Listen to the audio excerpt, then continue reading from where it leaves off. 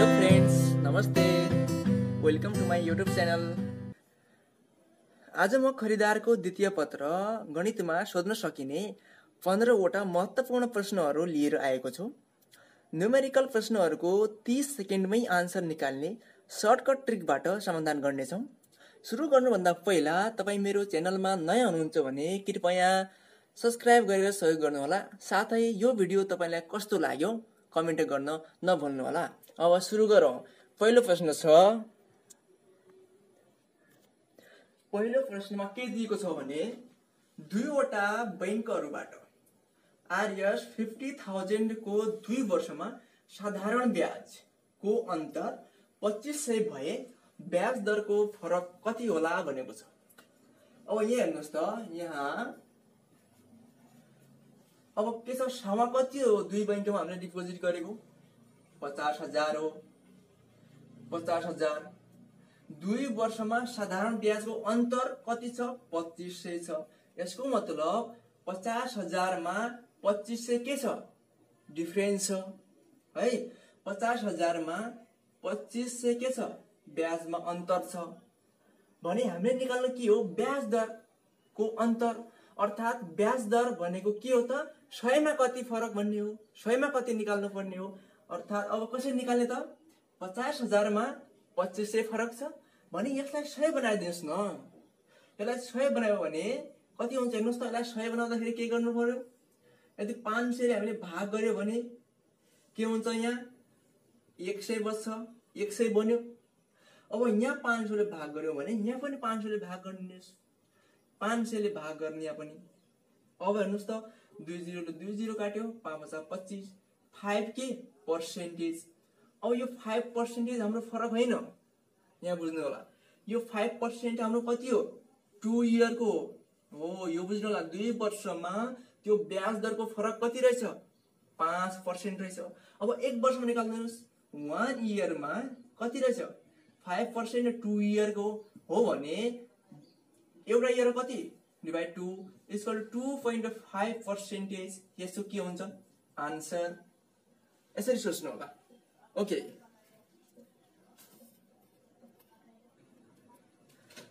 अब दोस्रो प्रश्न हेरौं। एउटा वृत्ताकार पोखरीको अर्धव्यास 10 मिटर छ। उक्त पोखरीमा प्रति वर्ग मिटर क्षेत्रफलमा औसतमा 2 भ्यागुता छन् भने उक्त पोखरीमा जम्मा कतिवटा भ्यागुता होलान् भनेको छ। अब यसलाई कसरी निकाल्ने? हेर्नुस् त, यहाँ एउटा वृत्ताकार पोखरीको अर्धव्यास कति दिएको छ? R = 10 मिटर छ। अब वृत्ताकार भन्ने बित्तिकै हामीले के बुझ्ने? यो पोखरी हो मानौ। यो पोखरीको अर्धव्यास कति छ? 10 मिटर छ है। प्रति वर्ग मिटर क्षेत्रफलमा औसतमा 2 भ्यागुता छन्। अब हामीले यो पुरै वृत्ताकार पोखरीको क्षेत्रफल निकाल्न सक्यौं भने कति भ्यागुता छन् त्यो पत्ता लगाउन सकिन्छ। एकछिन है। अब यहाँ हेर्नुस् त, वृत्तको क्षेत्रफल कति हुन्छ? πr² हुन्छ। इक्वल टु पाई को भ्यालु कति? 22/7 इन्टु r कति दिया छ? अर्धव्यास 10 मिटर दिया छ। 10 × 10 इक्वल टु कति आउँछ हेर्नुस् त। गर्दाखेरि कति? 314 मिटर स्क्वायर क्षेत्रफल आउँछ। अब क्वेशनले के भनेको छ भने एउटा क्षेत्रफलमा प्रति वर्ग मिटर भनेको एउटा क्षेत्रफलमा कति भ्यागुता? 2 भ्यागुता। 1 मिटर स्क्वायरमा 2टा भ्यागुता भने 314 मिटर स्क्वायरमा कति हुन्छन्? इन्टु 314 गर्ने हो भने कति आउँछन्? जम्मा 628 भ्यागुता। यसरी आन्सर निकाल्नु होला। ओके,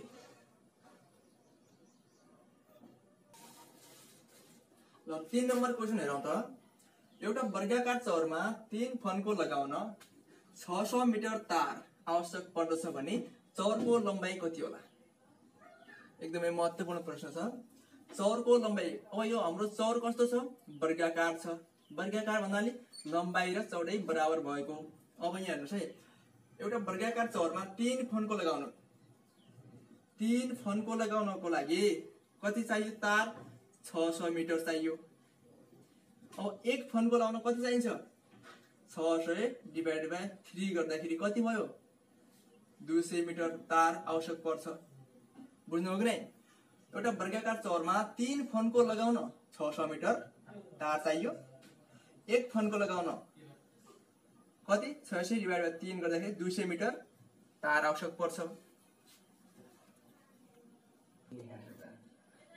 ल एक फनको लगाउन हाम्रो 200 मिटर तार आवश्यक पर्ने रहेछ। अब वर्गाकार चौरको लम्बाइ कसरी निकाल्ने त? अब यहाँ हेर्नुस्, यो 200 मिटर तार भनेको यो चौरको एक फनको लगाउन आवश्यक पर्दछ भने यो वर्गाकारको त 4वटा भुजा छन् नि। अब एक भुजाको लम्बाइ निकाल्ने। अब एक भुजाको लम्बाइ कसरी निकाल्ने त? वर्गाकार चौरको जम्मा परिमिति कति हुन्छ? 4l हुन्छ। 4l = 200 मिटर और l = 200 डिवाइडेड बाइ 4 गर्दाखेरि कति हुन्छ? 50 मिटर। अतः त्यो वर्गाकार चौरको लम्बाइ कति रहेछ त? 50 मिटर रहेछ। यसरी सोच्नु होला। ओके, ल 4 नम्बर क्वेशन हेर्नुस् त के भनेको छ? यदि गोलाको अर्धव्यास 6 cm भए यसको आयतन कति हुन्छ भनेको छ। अब यो त एकदमै सजिलो प्रश्न भयो हैन? गोलाको आयतनको फर्मुला के हुन्छ? आयतन V = 4/3 πr³ हुन्छ हैन? अब यो फर्मुलामा राखिदिने शिक्षालाई 4 डिवाइडेड बाइ 3 इन्टु पाई को मान कति?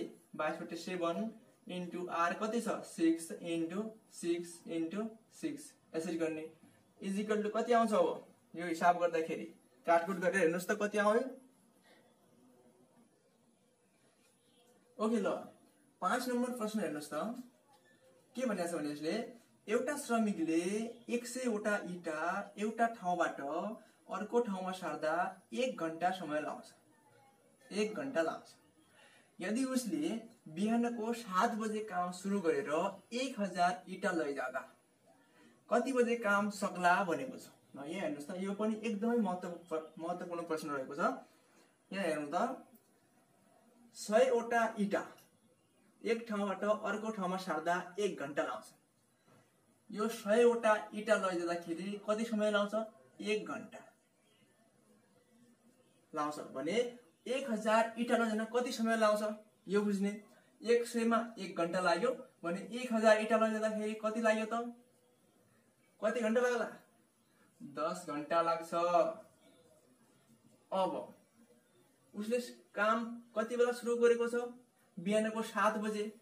7 बजे सुरु गर्यो भने 7 मा 10 घण्टा जोड्ने हो भने कति हुन्छ? 17 आवर हुन्छ। अब 17 आवर भनेको कति बज्छ त? बेलुकीको 5 बज्छ हो। यसरी बुझ्नु होला। ओके, ल अर्को प्रश्न हेर्नुस् त 6 नम्बरमा के भनेको छ? कुनै कर्मचारीको आम्दानी 20% ले बढ्दा RS 12,000 पुग्छ भने उसको सुरुको आम्दानी कति होला भनेको छ। राम्रोसँग बुझ्नु होला है। 20% ले बढ्दा 12,000 पुग्छ भने सुरुको आम्दानी कति होला? 100% होला नि हो। अब यो 120%, 20% ले बढेपछि कति भयो त? सुरुको 100 हो प्लस 20% ले बढेको छ भने टोटल कति भयो? 120%। यो 120% भने कति हो? 12,000 हो भने यसलाई 100 बनाइदिनुस् या 100% को निकालिदिनुस्। ल हेर्नुस् त 100% बराबर कति हुन्छ त? 12,000 डिवाइडेड बाइ 120 इन्टु 100 इक्वल कति आउँछ? 120 ले 120 काट्ने हो 1 2 3 4 इक्वल 10,000। ल हेर्नुस् त कति सजिलो छ।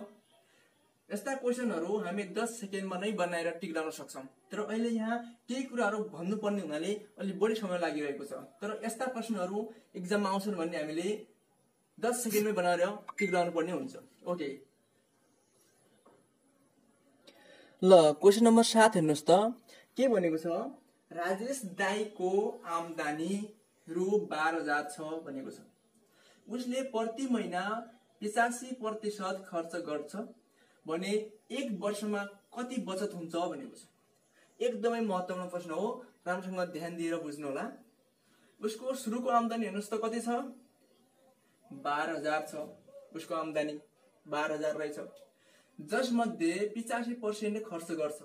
भन्नुको मतलब यो 12,000 भनेको के हो त 100% के उसको स्यालेरी हो हैन। अब यसमध्ये 85% खर्च गर्छ भन्नुको मतलब उसले कति पर्सेन्ट बचत गर्छ, कति गर्छ होला त 15% के गर्छ बचत गर्छ, कतिको 12,000 को। अब कसरी सल्भ गर्ने त उसको के भनेछ बचत कति होला भनेको छ नि 12,000 मध्ये 85% खर्च भइसक्यो, बाँकी कति बच्छ 15%। यो एक महिनाको बचत हुन्छ इन्टु 12 गर्ने हो भने एक वर्षको के आउँछ बचत आउँछ।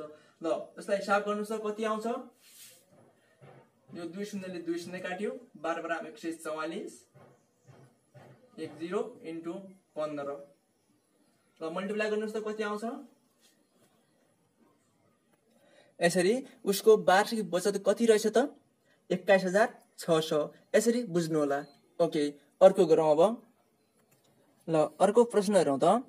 एउटा श्रेणीमा मध्यक 25, बारम्बारताको योगफल 55 प्लस ए र मध्य मूल्यको गुणनफल 1345 प्लस 26a दिएको छ र ए को मान कति होला भनेर सोधेको छ।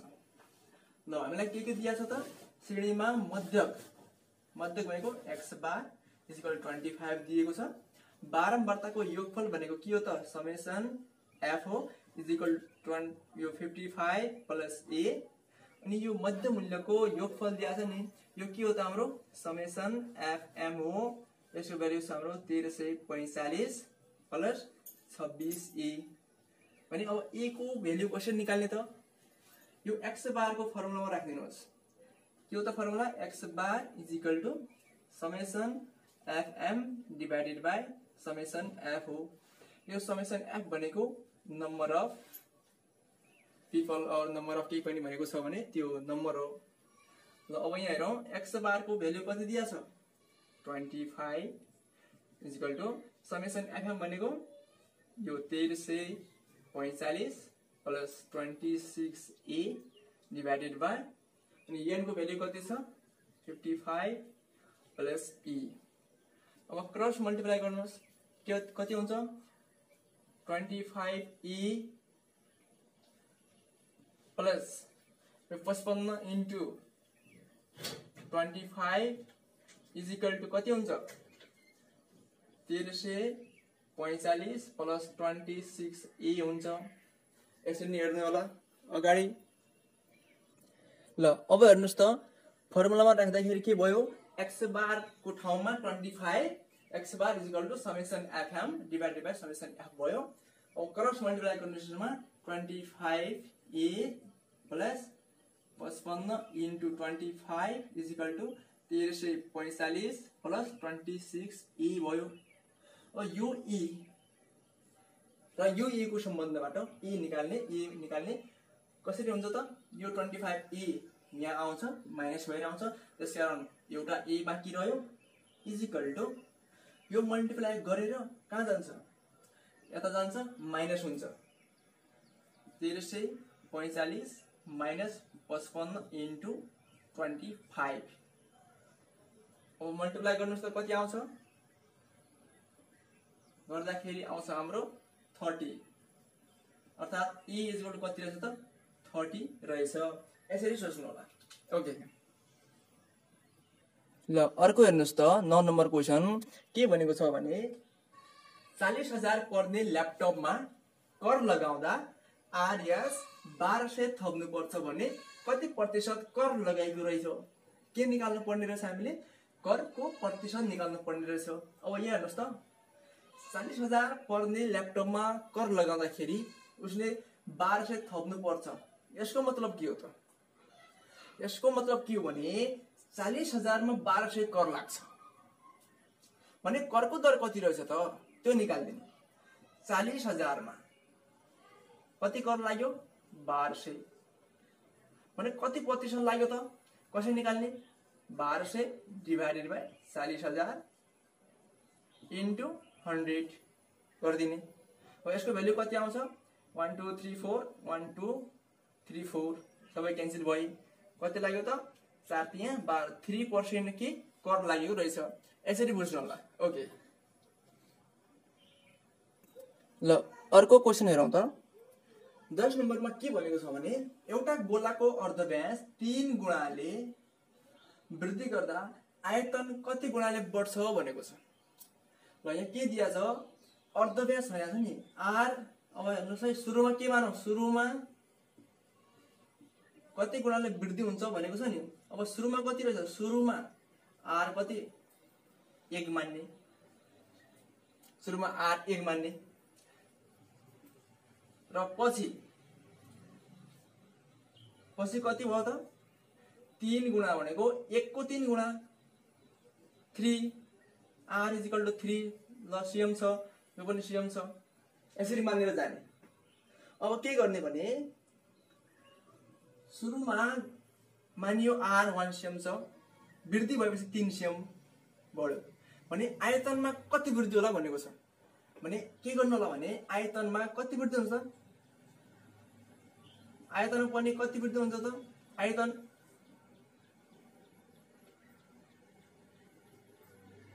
1 को क्यूबले वृद्धि हुन्छ आयतन कति हुन्छ 1 को क्यूबले वृद्धि हुन्छ आयतन कति 3 डाइमेन्सन हुन्छ नि आयतन त भने यसैलाई मान्दिने हामीले r लाई नै बढाइदिने r लाई 3 गुणाले बढाउने भने सुरुमा अनि पछि r को भ्यालु कति हुन्छ यहाँबाट हामी पत्ता लगाउन सक्छौं सुरुमा हाम्रो कति आयतन 3 गुणाले बढ्यो पछि पनि कति बढ्यो 3 को पावरमा 3 कति भयो त वहाँ सुरुमा 1 त्यसपछि कति 27 भनेपछि सुरुमा आयतन 1 थियो भने पछि कति भयो 27 भयो त कति गुणाले वृद्धि भएको छ त 27 गुणाले वृद्धि भएको छैन त यसरी बुझ्नु होला फर्मुला लगाएर फर्मुलामा भ्यालु राखेर पनि हामी निकाल्न सक्छौं तर त्यो अलि लामो हुन्छ सर्टकटमा यसरी बुझ्नु होला सुरुमा r 1 सिएम थियो वृद्धि भएपछि 3 सिएम पुग्छ सुरुमा यो v भोल्युम हो आयतन 1 को क्यूब हुन्छ 3 डाइमेन्सन भएकाले आयतन त्यसपछि वृद्धि भएपछि 3 को पनि क्यूब हुन्छ अथवा आयतनमा कति गुणाले वृद्धि भएको छ त 27 गुणाले वृद्धि भएको छ यसरी बुझ्नु होला ओके ल अर्को प्रश्न हेरौं त अर्को प्रश्नमा के भनेको छ भने कफीको मूल्य रु 1600 केजी बाट रु 2400 केजी पुग्यो यो पर केजी है 1600 पर केजी 1 केजी को 1600 रहेछ बाट रु 2400 पर केजी पुग्यो भने कति प्रतिशत वृद्धि भयो भनेको छ अब यहाँ हेर्नु त सुरुमा 1 केजी को कति रहेछ सुरुमा 1 केजी को कति छ आरएस 1600 र वृद्धि पछि 1 केजी को वृद्धि पछि कति पुग्या छ आरएस 2400 भने वास्तवमा कति वृद्धि भयो त कति वृद्धि भएको छ 800 ले वृद्धि भएको छ है 800 ले वृद्धि भएको छ भने कति प्रतिशत वृद्धि भयो त डिभाइडेड बाइ के गर्ने 1600 गर्ने 1600 बाट वृद्धि भएर 2400 पुगेको हो नि त्यसैले 1600 बाट कति वृद्धि भएको 800 ले वृद्धि भएको भने कति प्रतिशत वृद्धि भयो इन्टु 100 गर्दिने इक्वल टु कति हुन्छ 2 शून्यले 2 शून्य अनि यहाँ 800 हुन्छ 16.80 भन्दाखेरि कति 50% हुन्छ ओके ल अर्को प्रश्न हेर्नुस् त 12 नम्बरमा के भनेको छ रामले कुनै सामान रु 276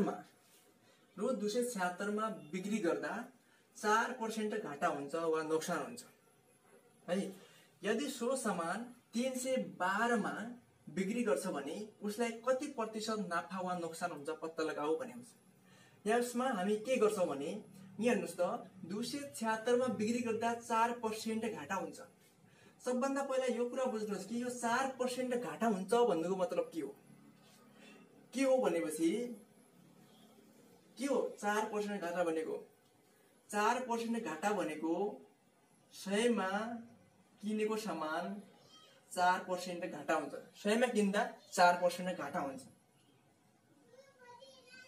यसरी बुझ्नु होला 100 मा किनेको सामान मा 4 रुपैयाँ घाटा हुन्छ है। 4% घाटा हुन्छ भन्नुको मतलब 100 मा किन्दा 4 रुपैयाँ लस हुन्छ भने एसपी कति हुन्छ त 96 हुन्छ हैन। 100 मा किनेर 96 96 मा बिक्री गर्दा 4 रुपैयाँ लस हुँदैन त हो। 4% भन्नुको अर्थ यही हो। अब यहाँ के भएको छ भने 276 मा 4% घाटा भएको छ भन्नुको मतलब यो 276 भनेको के हो त बिक्री मूल्य हो अर्थात 276 भनेको हाम्रो 96% हो भने यहाँबाट क्रय मूल्य निकाल्दिनुस्। क्रय मूल्य कति हुन्छ 100% भनेको के हो क्रय मूल्य हो equal to 276 divided by 96 into 100 गर्दिनुस्। क्रय मूल्य कति आउँछ हाम्रो यसबाट क्याल्कुलेसन गर्ने हो भने क्रय मूल्य आउँछ हाम्रो कति आउँछ 287.5 हाम्रो सिपी आउँछ। यति सिपी आयो। अब 287.5 मा किनेको सामानलाई 312 मा बिक्री गर्दा कति नाफा हुन्छ त्यो निकाल्दिनुस्। कसरी निकाल्ने त ल यहाँ हेर्नुस् है। अब एकछिन ल अब हाम्रो सिपी कति आएको छ 287.5 सिपी आएको छ। कतिमा बिक्री गरेको छ 312 मा भनेपछि वास्तविक नाफा कति भयो हाम्रो गेन कति हुन्छ गेन इज इक्वल टु कति हुन्छ 312 बाट 287.5 लाई घटाइदिने हो भने कति नाफा हुन्छ वास्तविक नाफा भयो डिभाइडेड बाइ कतिमा 287.5 मा के हो किनेको हो भने कति पर्सेन्ट नुकसान उसलाई फाइदा हुन्छ कति फाइदा हुन्छ त 8.5% फाइदा हुन्छ। यो क्याल्कुलेसन गर्दाखेरि यति आउँछ। यसरी बुझ्नु होला। ओके ल अर्को क्वेशन हेर्नुस् त हाम्रो यो साधारण ब्याजबाट लिएको छु मैले। कति रुपैयाँले प्रति वर्ष 10% ब्याज दरले प्रतिदिन रु एक है यहाँनिर प्रतिदिन रु 1 ब्याज आम्दानी गर्छ भनेको छ। हामीलाई यहाँ के दिएको छ त ब्याज दर 10% दिएको छ। कति रुपैयाँको भनेको छ मतलब हामीले सावा निकाल्नु पर्ने हुन्छ। सावा कति त भन्ने छ। कति रुपैयाँले प्रति वर्ष समय दिएको छ 1 इयर अनि 10% ब्याज दरले प्रतिदिन ब्याज यो पनि इन्ट्रेस्ट आई ब्याज दिएको छ प्रतिदिनमा दिएको छ है। एक दिनमा 1 ब्याज आम्दानी गर्छ भनेको छ। अब यहाँ एउटा कुरा के बुझ्नु होला भने यो 10% ब्याज दर भनेको के हो भन्नुको मतलब यसको मतलब के हो भने 100 साउमा 10 रुपैयाँ ब्याज पाउँछ उसले। यो 10% ब्याज दर भनेको यो हो। अब हेर्नुस् त हामीलाई के दिएको छ यहाँ कसरी निकाल्ने प्रतिदिन रु 1 ब्याज हुन्छ भने वार्षिक ब्याज कति हुन्छ 1 वर्षमा कति हुन्छ 1 दिनमा 1 रुपैयाँ हुन्छ भने 1 वर्षमा 365 ब्याज भयो हैन। आरएस 365 ब्याज भयो। अनि हामीलाई समय दिएको छ टी पनि दिएको छ कति 1 इयर अनि साउ हामीले निकाल्नु पर्ने छ ब्याज दर आर दिएको छ 10% अनि हामीले के पी निकाल्नु पर्ने हो नि साउ पी इक्वल के हुन्छ I into 100 divided by T into R formula हुन्छ। अब यो फर्मुला राख्दिनु होला आई को भ्यालु कति 365 इन्टु 100 डिवाइडेड बाइ टी भनेको 1 इयर 10 1 शून्य काट्यो कति आउँछ 3650 अथवा 3650 रुपैयाँको प्रति वर्ष 10% का दरले प्रतिदिन 1 ब्याज आम्दानी हुने रहेछ। यसरी बुझ्नु होला। ओके ल अर्को प्रश्न हेर्नुस् त के भनेको छ 60 वाटका 10 वटा चिमहरू प्रतिदिन 10 घण्टाका दरले 30 दिनसम्म प्रति युनिट आरएस 5 का दरले बालिन्छ भने कति बिल तिर्नुपर्छ भनेको छ। यहाँ हामीले विद्युत खपत कति भयो पहिला त्यो निकाल्नु पर्छ। विद्युत खपत निकालिसकेपछि कति युनिटको कति रेट दिएको छ त प्रति युनिट 5 रेट दिएको छ हैन त्यहाँबाट हामी निकाल्न सक्छौं।